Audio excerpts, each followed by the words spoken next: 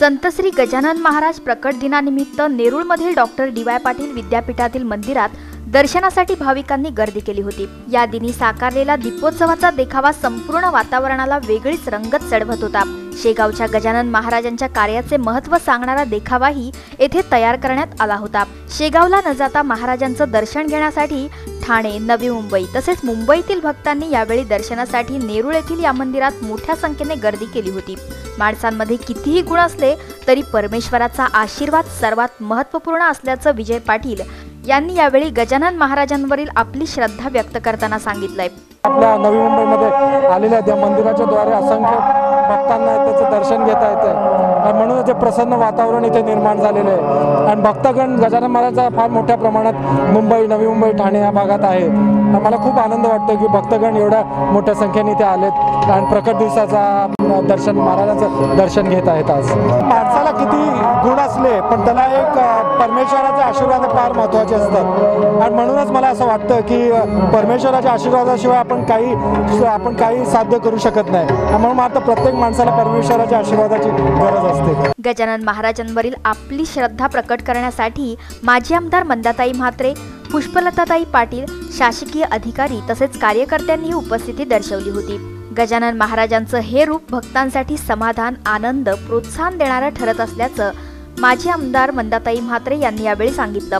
प्रकट दिन सोहळा हा सालाबाद प्रमाणे इथे पुष्पाताई पाटील आणि डी.वाय. पाटील हे इथे करतात आहेत। म्हणजे लोकांना आज जे दर्शन मिळते ह्या डी.वाय. पाटील समूहामुळे मिळतं आणि हे सगळं करण्यासाठी या सगळ्या ज्या भगिनी माझ्यासमोर उभ्या आहेत माझ्यासोबत या जवळजवळ 15-20 दिवस कष्ट घेत असतात आणि सर्वांच्या कष्टातून आज हे जे आपल्याला रूप बाबांचं बघायला मिळतं, वेगवेगळी रूपं, वेगवेगळी दर्शनं बाबांची जी आज इथे निर्माण केलेली आहेत ते बघून खूप मनाला एक समाधान, आनंद आणि एक उत्साह आणि प्रोत्साहन आणि एक नवीन दिशा दाखवण्याचा मार्ग या प्रकट दिन सोहळ्यातून बाबांच्या प्रतिमेला बघून मिळतो। तो फार आनंददायी असतो।